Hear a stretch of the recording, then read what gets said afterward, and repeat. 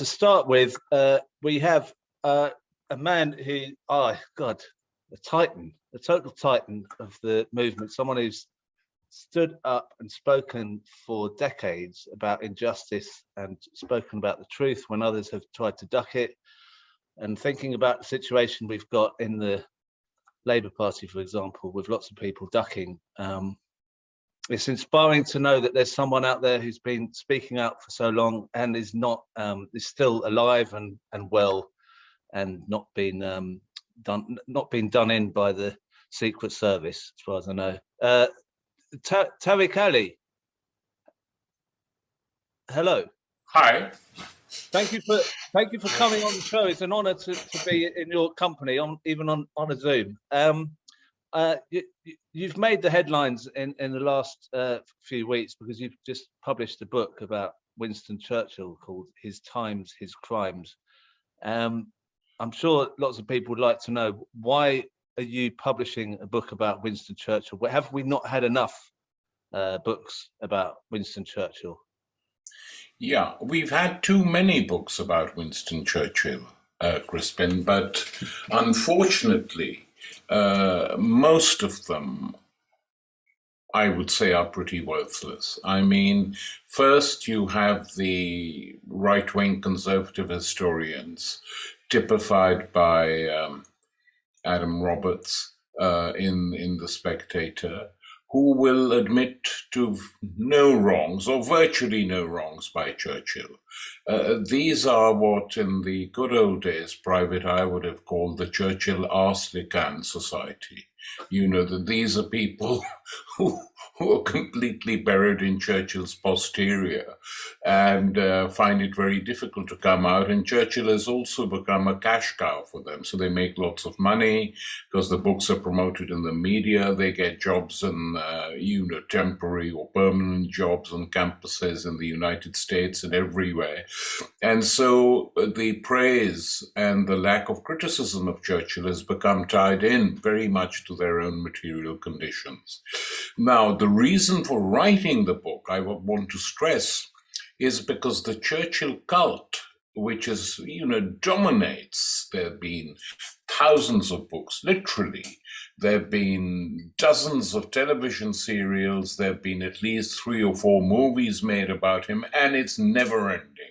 And what I wanted to show was that this cult of Churchill, which dominates the political culture of the country in many ways, is a fairly new thing. It didn't exist to this extent. Certainly not before the Second World War. And even during the war, there were many, many criticisms of Churchill. He was not given an easy ride. And lots of Labour MPs, and Aaron Bevan for one, criticized him all the time. At the height of the war in 1942, there was an attempt, including by some Conservatives and Liberals and some Labour people, to remove Churchill because they thought he was doing a very bad job in the war. The people voted to dump him immediately after the war, which shows that there was not much love for him as a person or as a politician, or for his politics, which were deeply reactionary on virtually every level. So when did this new cult begin? It began with the Falklands War in 1982 that Mrs. Thatcher waged against the Argentinians, a 10-day war, and she revived Churchill in a big way, and she began to use Churchill. And when Thatcher went to the United States to speak to the houses of the joint session of the Congress and the House of Representatives, she used Churchill as a great defender of nuclear weapons and as a deterrent. And of course, Churchill was a strong and staunch supporter, even though he was soon to be out of power, of nuclear weapons to target Japan. Not simply to target Japan, but to show the new enemy, which for Churchill was always the old enemy, the Soviet Union, and what it stood for. So a new cult of Churchill began, which has now reached absurd proportions. And I decided to write this book actually to give as far as I'm concerned, a fairly balanced and objective account, though ultra-critical, of Churchill as a political leader, at home and abroad. I mean, he was hated at home, and the Welsh particularly despised him because of the role he played in crushing the miners' strikes in Tony Bandy and elsewhere. The Scots hated him for threatening them with troops in just before the First World War and later afterwards. And many in the north of England despised him because of what the Tories had done to them during the years of depression. So all this has been forgotten, and we instead have this hero figure, household god, an icon who's been built up. And I decided the time had come to smash the icon, that the days of idolatry really are over, and it doesn't serve anyone at all except the establishment, which uses it, not just the Tories, of course, but Blair uses Churchill and wanted to ban all demonstrations outside his statue and etc., etc. We know all that. And currently there is no criticism of him whatsoever from any major Labour or even minor Labour MPs, whereas this was very different in the past where some backbench Labour MPs attacked him constantly. Attlee and Bevan didn't, but quite a few left-wing Labour MPs were ultra-critical of him. So that's why I decided to write the book and highlight the problems with him and the fact that it's, stirred a hornet's nest in the Conservative Party with some MPs, making absurd remarks is part of the course, really, because it'll make people, I hope, encourage people to read the book. And the best way to judge a book is to read it. I mean, you've got a lot of guts to write a book about someone who all the establishment fall over themselves to talk highly of. I mean, have you got really thick skin? No, I don't have a thick skin, but I always have believed that regardless of the reaction or what people might say or abuse, of which, by the way, there's been very little in general, I'm very pleased to see that. Quite a lot of people who are not even that interested in politics have been sending me mails or, posts on Twitter and Facebook thanking me for having written the book, and so it's not a big deal. I think if one is in a position to tell the truth, one should. It's a sort of simple law of politics and of decency. Why hide the truth?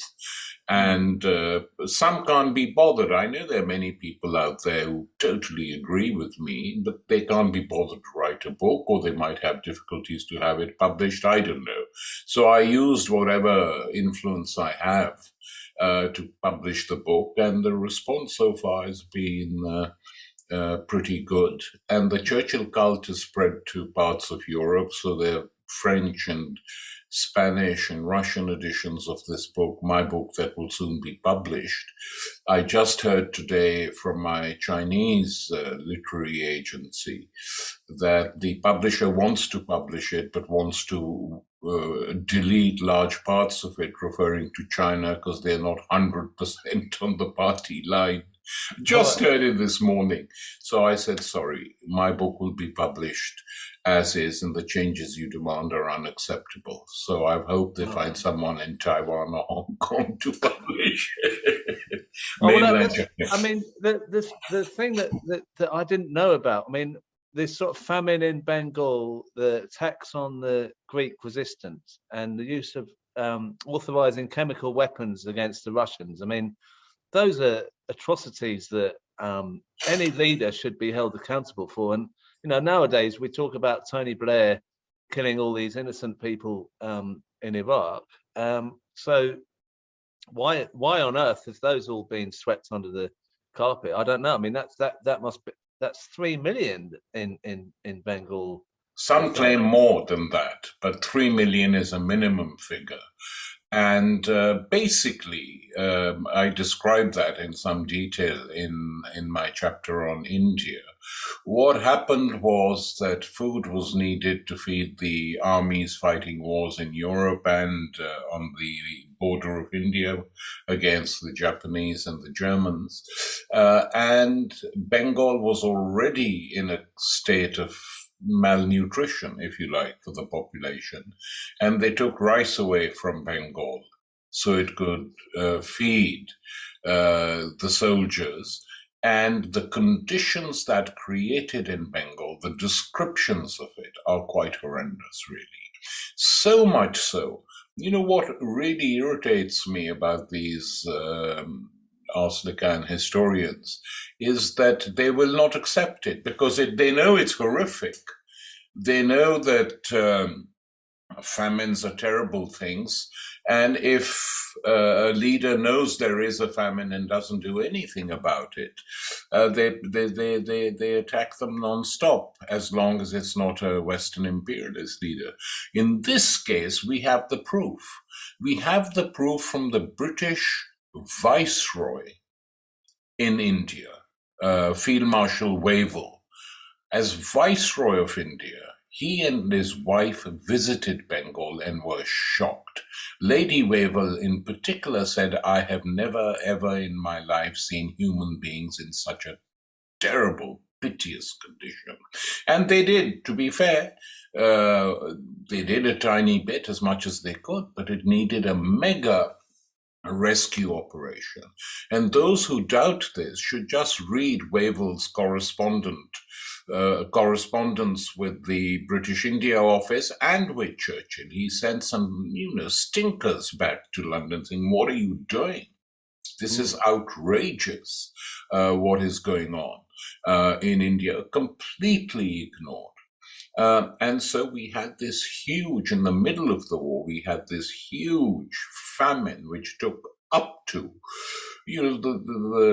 some of the historians say 5 million died. But the figure which is generally accepted by many historians who specialize in this subject is 3 million.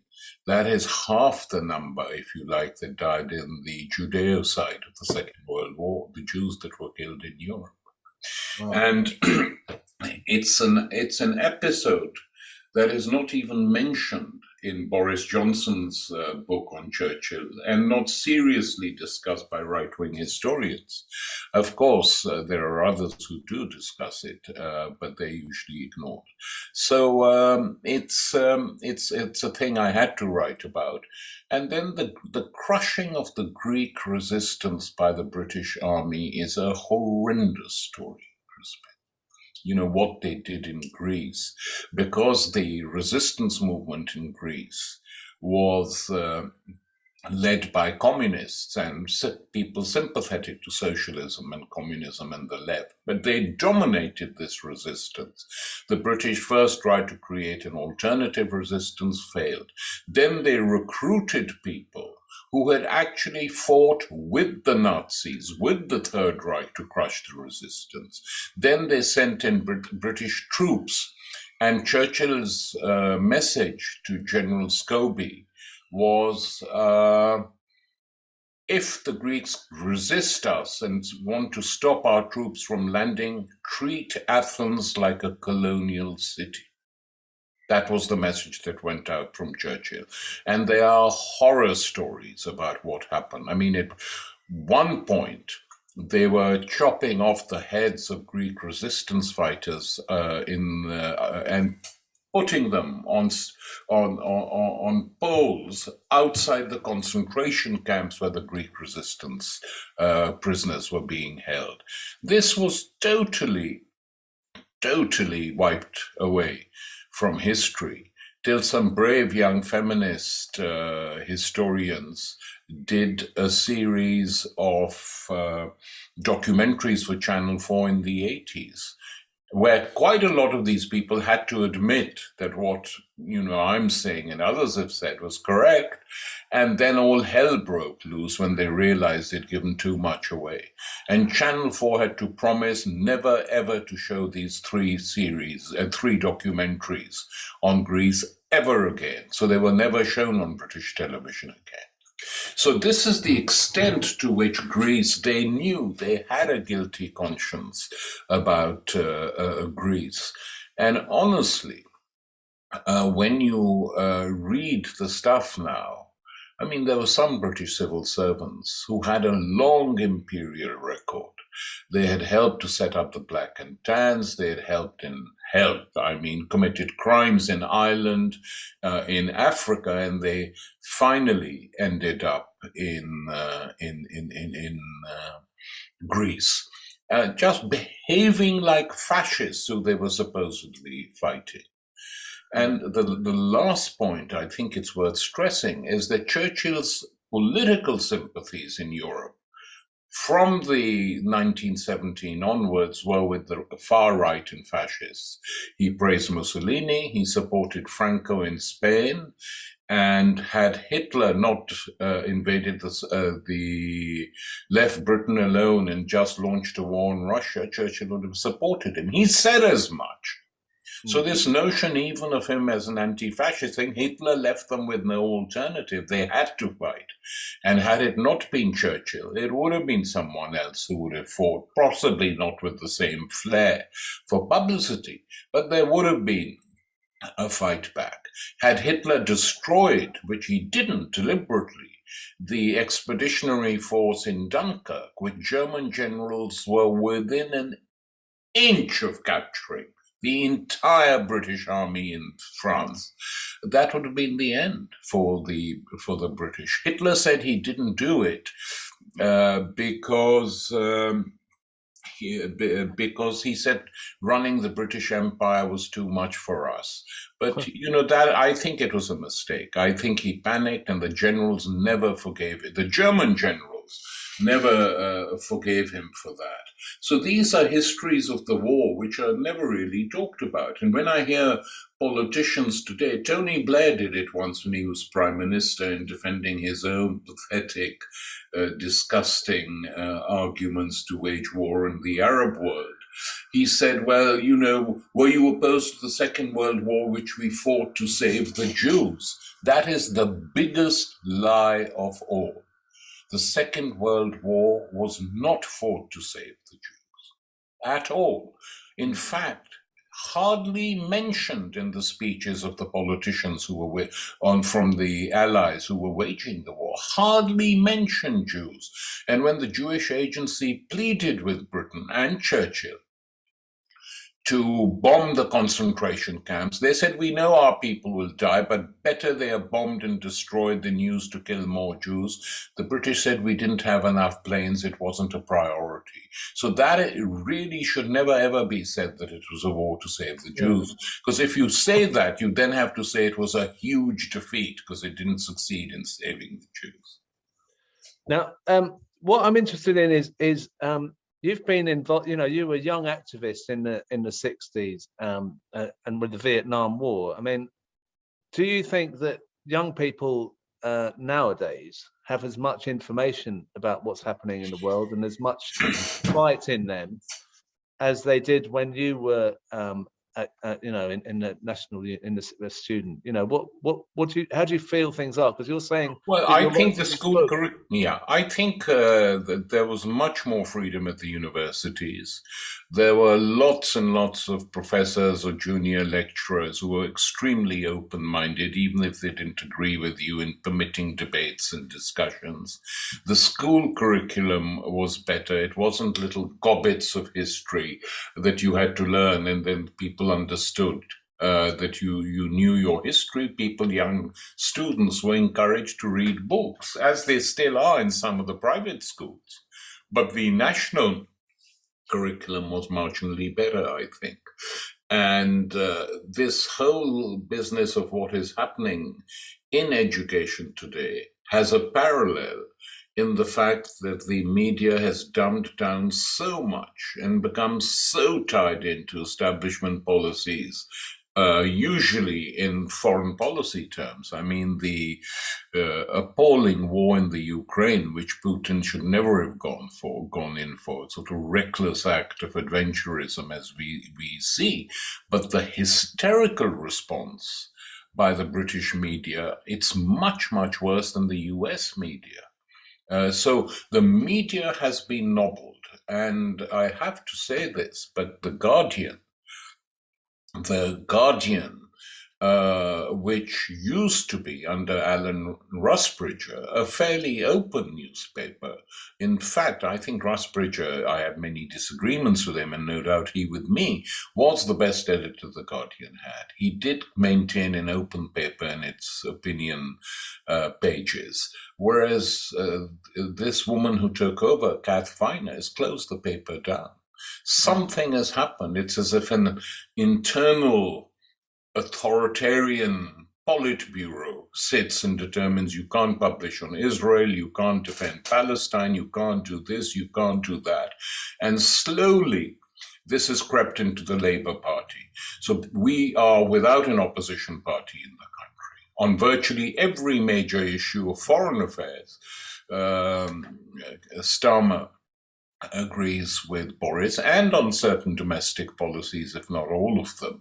So it's and the media is tame. The Guardian is, by and large, with obviously some exceptions, but is largely useless. When you pick up the paper, which I don't now, I just read what is worth reading online. But you open page after page. What is it? Celebrity culture, celebrity rows, celeb husbands beating up celeb wives, non-stop. Why aren't those pages? Okay, they say they don't have the money for foreign correspondence, which isn't true. But they have no coverage or rare coverage of the northern towns. Why don't we get regular reports from Manchester, from Sheffield, from Leeds, from Newcastle, from Wales, from Scotland, just saying what is going on in these parts of the country of which we are a part? No real coverage at all. And on foreign affairs, their coverage is usually determined and dictated by the Foreign Office. So it's a sad story, and that is one reason why young people aren't as educated now as they were 25, 30, 40 years ago. There has been a real decline. And I think... can I just interrupt you? Because we've got to wrap it up in a minute, but it's really good to talk to you. But the thing is, at university, I went to university and I studied philosophy. I know you studied PPE, I think. Yeah. That was the main subject in the university, but now it's marketing and management, and they've taken over the centers of the universities, haven't they? So they've actually made education into a tedious preparation for work. Is that the undoing of rebellion? Have they kind of... that is a result of the huge shift that took place in British politics after Margaret Thatcher's victory, which was underestimated in the early days by many, including myself, I will admit. But that brought about a new consensus, a new political, social, economic consensus, which is still with us, because Labour under Blair and Brown, instead of breaking with that consensus, the first people they invited into Downing Street, the first person was Margaret Thatcher, to shake hands with her, a photo op. Blair did it, Brown did it, because they admired her. They had no vision whatsoever. And when a leader emerged with some vision, Jeremy Corbyn, in strange circumstances, they destroyed him. They basically destroyed him systematically. And many of the people with him had no idea that it was a fairly well-orchestrated plan to destroy him, as Oliver Eagleton demonstrates in his book on Starmer. So it's been like that. And now you have a parliamentary Labour Party in which even the left has become totally pathetic, really. Scared out of its mind, scared of its own shadow, signing a stop the war statement, being threatened, withdrawing the names, no fight whatsoever. They mutter cliches about social equality and justice, which we can all agree with. But in terms of actually doing something, nothing. And I think the big test will come when Corbyn will have to decide whether he's going to stand as an independent or not, because Starmer sure ain't taking him back. And if he decides to stand as an independent, I hope the Greens will back him. And I hope that lots of people who've left the Labour Party, hundreds of thousands of them, will back him. And that if he had, I'm sort of very disappointed that he hasn't done anything to try and create a new movement to help those and give some political guidance and work with those who supported him and are now disappointed and have left the Labour Party as individuals. This is really sad, because regardless of of the lack of proportional representation, we need something new to the left of the traditional parties, a broad-based party of the left. And I think one big opportunity has been lost, because had Corbyn, after he was suspended, had all the other members, 25 or 30 members of the Socialist Labour group, done the same thing, repeated what Jeremy had said, and been suspended, you would have had 30 independent socialist members of parliament, which is not such a small number. But they're so attached to Labourism and the bureaucracies around it, and so visionless in most cases, that they don't do that. And by not doing that, they are effectively destroying the left inside the Labour Party. It's suicidal. Yeah, I'd love to talk to you more. I was going to actually ask you about Tony Benn and what you thought he'd be doing. Do you think he'd have resigned when he was dropped the whip? Would he have done this, what you said? He probably would have, wouldn't he?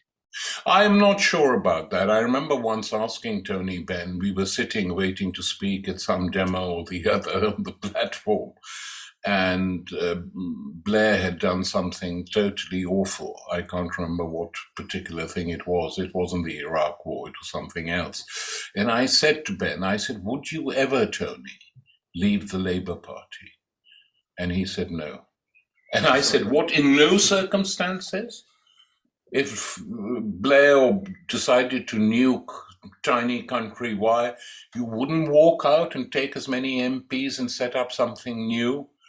And he said, you put it like that, it's difficult to reply, but I can't see any circumstances in which I'd leave the Labour Party. So Dan, and he was good on most things and a dear friend, and I was very close to him.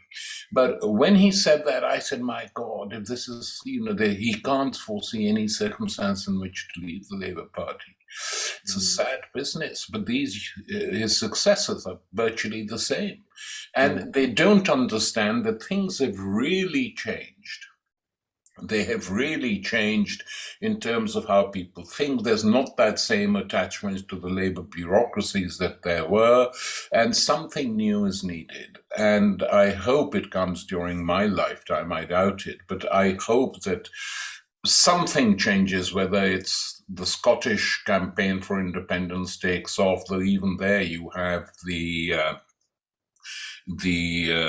SNP now becoming no different, really, what Starmer is doing here. Sturgeon is quite a conservative leader.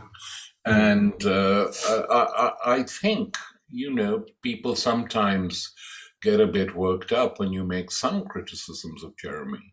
But I think he's a fantastic guy, totally honest, integrity, solid as a rock on most issues. But I think what is missing is the vision to see the future within terms of creating something that lasts, which the French have done. Had Mélenchon not left the Socialist Party, had he not created Defiant France, there wouldn't have been a vote for the left in the French Parliament at all. And we'll see what happens. I hope he wins. I doubt it. But he is fighting back, and fighting back on most issues with which we would agree to him. And he got a high vote, over 20%.